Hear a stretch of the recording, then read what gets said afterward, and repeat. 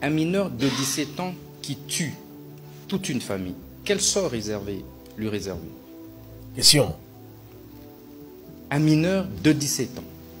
Ça veut dire qu'un enfant qui a moins de 18 ans, mais qui débarque chez vous et tue votre parent à coups de machette. Vous faites quoi de cet enfant? Question. Entre ces mineurs qui a tué votre parent et un majeur qui a volé peut-être une poule,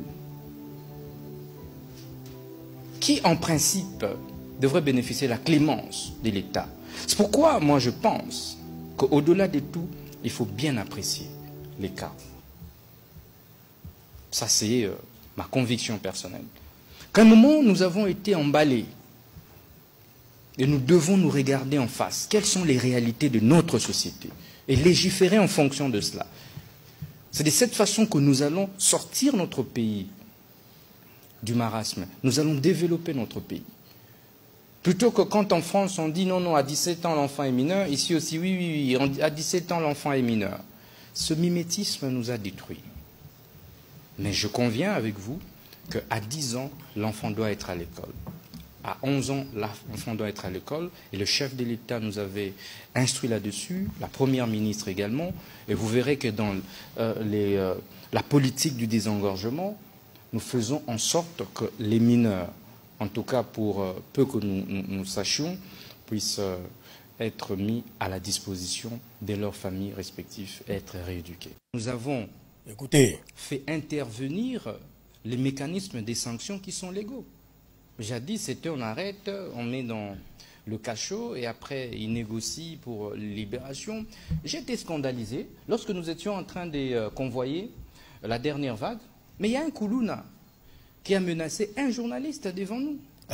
Les images sont là, en disant que Narobi Makaka, donc je finirai par sortir et je vais te tuer toi. Et Nakangi Longinayo. Est-ce que vous le savez? Et donc, ils ont été habitués à la largesse de la justice, à la largesse des forces de l'ordre. Et j'aime bien la plupart des compatriotes qui nous soutiennent et soutiennent cette initiative du gouvernement. L'Afrique. Tant que tu n'as pas encore subi l'agression, la barbarie des Koulouna, de ces bandits, de ces gangs urbains, ben il sera facile pour toi de passer à la télé, aux médias pour crier aux droits de l'homme. N'est-ce pas? Donc je crois que c'est un travail d'ensemble. Il y a même des parents qui se permettent de fabriquer, de créer, d'encourager les banditismes urbains. Les enfants sortent, volent, pillent, tuent et ramènent les butins à la maison. Et lorsqu'on les recherche, ils les cachent. Nous disons que même ceux-là seront désormais poursuivis pour complicité du banditisme urbain. Donc il ne faudrait pas, au-delà de tout ce que nous pouvons dire, le gouvernement fournit suffisamment d'efforts. Le gouvernement de la République déploie suffisamment de moyens, il faut le dire, pour pouvoir encadrer les jeunes. Mais savez-vous qu'il y a aussi suffisamment de manipulation et infiltration? Parce que ce que vous ne savez pas, c'est que ces groupes, des gangs urbains, se connaissent et sont organisés. Donc il suffit avec l'agression que nous avons à l'est du pays, que ces voyous qui nous agressent puissent nous infiltrer, recruter quelques responsables de ces gangs. Nous allons nous réveiller un bon matin, la ville est prise en otage par des gangs. Et ça, nous n'allons pas accepter. Parce qu'il s'agit de l'intégrité de notre pays, il s'agit de la souveraineté de notre pays. Nous allons devoir la défendre jusqu'au bout. Bien, la famille Bexul 224. Je suis entièrement d'accord avec le ministre de la Justice du Congo. Oui. Je l'ai fait savoir hier, dans ma vidéo précédente, parlant des Koulouna. Il a dit vrai, tant que tu n'as pas vécu une agression de ces bandits, de ces voyous, tu ne peux pas comprendre. Il a dit, tu vas facilement te lever pour critiquer leur action. Tu vas parler des droits de l'homme. Il a donné un exemple. Un gamin de 17 ans qui se lève, qui vient chez toi, qui prend une machette, c'est-à-dire pour un rien, pour un téléphone, ou je ne sais pourquoi, hein, et puis il fait du sale à tes parents. Lui, il faut faire quoi de lui? En âme et conscience. Il faut le régler. Oui. Le gouvernement congolais a pris la meilleure décision. Je vois des gens qui sont d'accord et il y en a qui ne sont pas d'accord. Ils disent, oh, ce n'est pas normal, c'est des jeunes, c'est des enfants, oh, ils peuvent servir dans l'avenir, ils sont manipulés, ils sont ceci, ils sont cela, donc il faut les rééduquer, hein? Il faut qu'ils apprennent des métiers. Ça, c'est des délits mineurs qu'ils commettent. C'est si ils ont commis des délits mineurs. Voyez-vous, par exemple, s'ils ont volé, simplement, ou bien ils ont, en tout cas, des délits mineurs. Mais tuer des gens à coups de machette, tuer des gens à coups de machette, lui là, tu veux le rééduquer comment? Tu veux le libérer dans la société demain comment? Et puis le ministre a été clair. Il y en a qui ont été emprisonnés, qui ont été libérés, qui sont allés encore récidiver. Et il a dit qu'il y a un Koulouna qui a menacé un journaliste devant lui.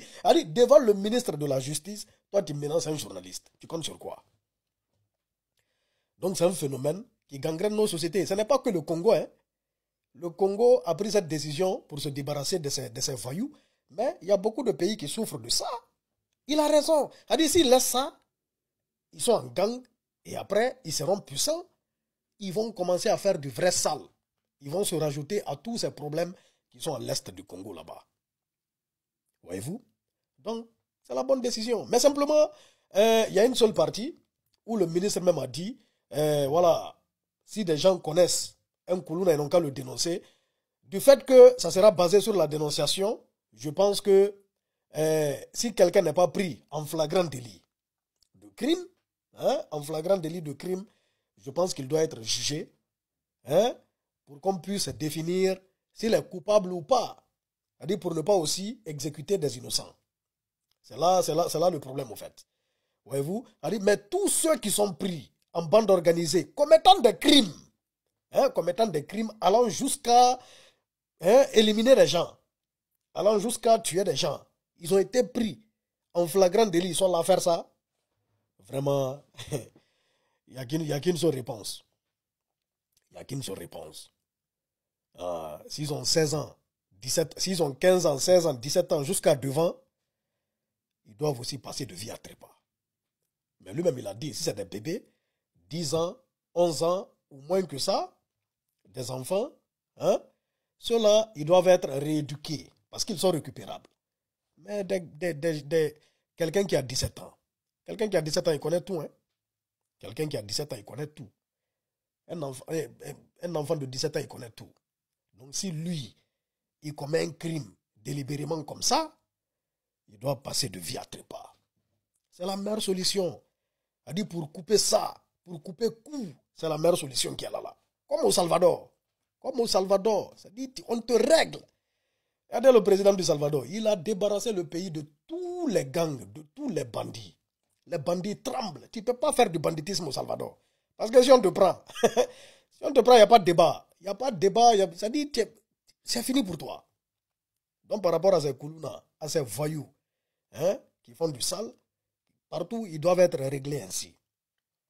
Et de ça qu'il s'agit. Bixou 224. En tout cas, toute l'Afrique, la plupart des gens sont d'accord avec ça. Hein? Oui.